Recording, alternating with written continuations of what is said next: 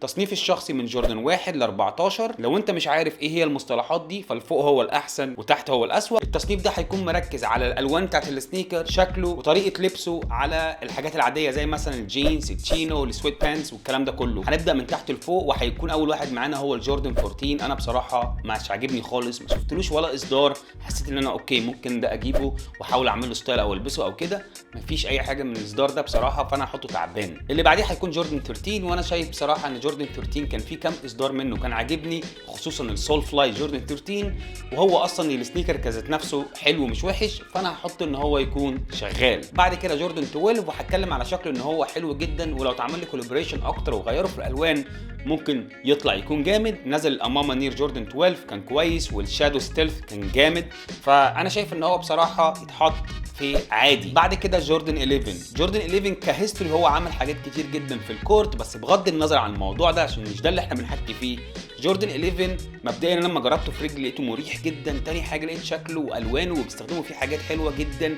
الباتن ليذر اللي فيه كان جامد قوي، انواع والوان كتيره جدا، ويقدروا يغيروا السويد بتاعه، مثلا في الجراي، في الفيلفت، وكمان ينفع يكون نسائي. يعني بص الصوره دي عامله ازاي، شكله جامد جدا. وفي الميد نايت نيفي النسائي برضو ده كان جامد، ونازل منه اصدارات كتير جدا. البريد، الكونكورد، في منه حاجات جامده جدا وشكله حلو جدا، وينفع تلبسه دريس اب ودريس داون هينفع. جوردن 11 بطريقه ما بينفع، فانا جوردن 11 الصراحه يتحط في جامد فشخ من غير اي كلام. نخش على جوردن 10، وانا بصراحه ولا عمره عجبني، فانا هحطه تعبان.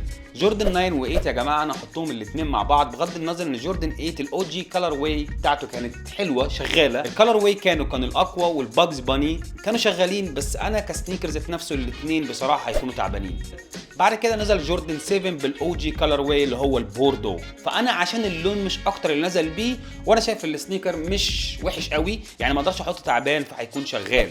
نخش على جوردن 6، وانا بصراحه عاجبني السنيكر دوت بغض النظر على الهايب اللي كانت موجوده عليه، عشان الترافيس كات اوليف والترافيس كات بريتش كاكي اللي نزلوا الجوردن 6، وطبعا دول هيعلوه جدا. بس بغض النظر على دول، هم عملوا البوردو كلر واي اللي نزل مع 7، بس عملوه في الجوردن 6 وبقى جامد. فانا شايف بصراحه ان الجوردن 6 اجمد بكتير جدا من 7، وانا احط ان هو يكون جامد. بعد كده جوردن 5، والجوردن 5 بصراحه يا جدعان علامه. نزل اول فيه تكنولوجي بتاعت 3 ام واتحطت فيه كانت جامده جدا. حتى الاو جي كلر واي، حتى الكولابوريشن دي جي خالد لما نزل الجوردن 5 كان جامد بصراحه، شال منه حاجات خلته شكله احلى اصلا. فانا شايف ان الجوردن 5 لو اتعمل له كولابوريشن واهتموا بيه اكتر ازيد من كده والوان تنزل فيه هيبقى جامد. جوردن 5 جامد. بعد كده الجوردن 4 كل الاو جي كلر واي جامدين جدا. الوايت سيمنت جامد، البريد جامد، الميليتري بلو جامد، الفاير ريد جامد جدا.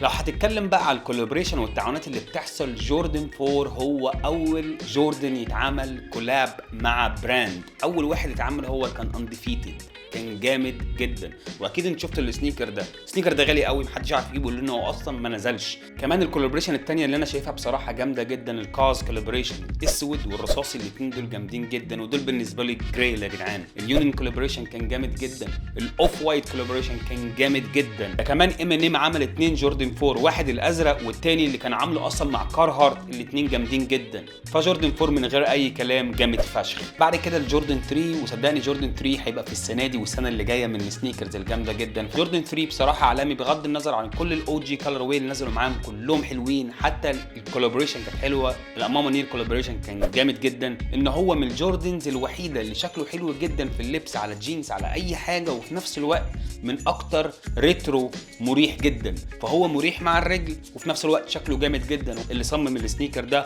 هو تينكر هاتفيلد، عمل علامه الصراحه. واول جوردن 3 ينزل تكون فيه الاير يونت تكون ظاهره موجوده في الاير ماكس، وهو برضو اللي عمل الاير ماكس. فيا جماعه جوردن 3 يتحط جامد فشخ، وممكن كمان لو في حاجه اعلى من كده يتحط فوقيها. الجوردن 2 يا جماعه طول عمره بالنسبه لي تعبان، بس مؤخرا لما ابتدوا يهتموا بيه ونزلوا الشيكاغو كولر واي. كمان جوردن 2 هو كان اخر اصدار رسمي بتصميم فيرجل ابلو بتعاون مع اوف وايت. فانا شايف يا جدعان ان جوردن 2 ابتدى يتعمل له تعاونات حلوه، وابتدوا ينزلوا الوان حلوه ويهتموا بيه شويه شويه، فانا بصراحه بالنسبه لي مش هيكون تعبان فهحطه شغال. تعالوا بقى نخش على الراس الكبيره واللي اقدم واحد فيهم اللي من 1985. هي مشكلته حاجه واحده بس، انت لو بص لفتره طويله جدا تحس ان انت مش قادر فبتخلع السنيكر بتاعك. بس بغض النظر عن الموضوع ده، الجوردن 1 نزل له تقريبا الالوان اللي تخيلتها في حياتك. يعني عارف دايره الالوان اللي فيها كل الالوان اللي انت بتشوفها في حياتك دي اتعملت في الجوردن 1.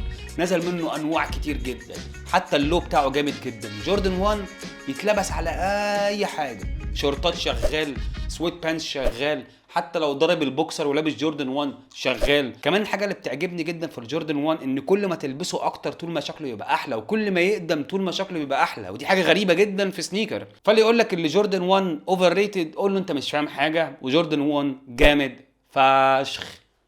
سلام.